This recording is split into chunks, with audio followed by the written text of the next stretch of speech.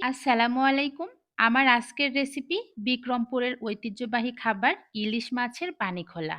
শুধুমাত্র বিক্রমপুরেই না, আমরা নাটোরের মানুষেরাও কিন্তু ইলিশ মাছের এই পানিখোলা রান্না করে খাই। একদম অথেন্টিক ইলিশের স্বাদ পাওয়ার জন্য এই রেসিপি একবার হলেও ট্রাই করবেন। এটা রান্নার প্রসেসিংটা যেমন সহজ, খেতেও ভীষণ মজার হয়। আশা করছি আপনাদের কাছেও রেসিপিটি ভালো লাগবে।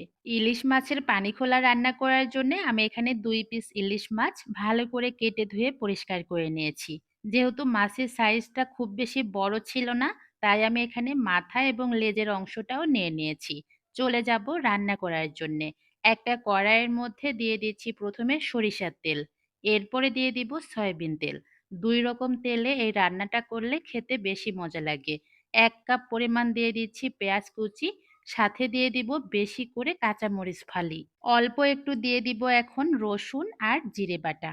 এরপরে দিয়ে দিব ১/২ চামচেরও কম মরিচের গুঁড়া, আর সাথে ১/২ চামচ করে হলুদের গুঁড়া, ধনিয়া গুঁড়া।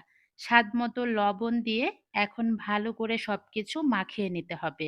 আর যেহেতু এই রান্নাটা আমরা হাতে মেখে করছি, তাই হাত দিয়ে মশলাটা খুব ভালো করে চটকিয়ে নিতে হবে। ইলিশ মাছের পানিখোলা কতটা স্বাদ হবে এই মশলাটা মাখানোর ওপর কিন্তু নির্ভর করবে। মাখাতে মাখাতে যখন দেখব পেঁয়াজ আর কাঁচামরিচ একদম নরম হয়ে গিয়েছে, এই পর্যায়ে বুঝে নিতে হবে মশলা মাখানো হয়ে গিয়েছে। এখন আমরা এর মধ্যে দিয়ে দিব আগে থেকেই কেটে পরিষ্কার করে রাখা ইলিশ মাছের টুকরাগুলো।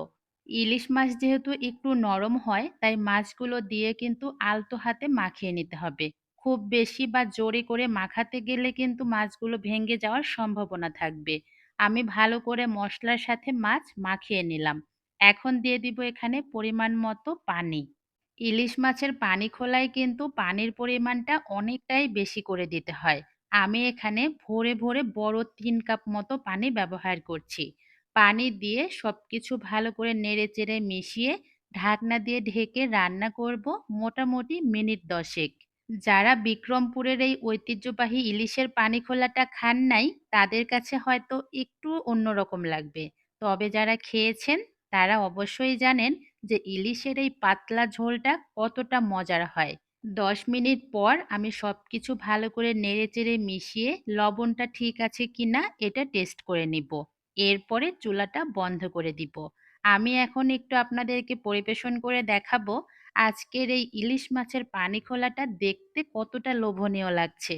আমি কিন্তু আমার মায়ের কাছ থেকে এই মজাদার ইলিশ মাছের পানিখোলার রেসিপিটি শিখেছি। এটা খেতে যে কত বেশি মজার হয়, অবশ্যই বাসায় একদিন রান্না করবেন।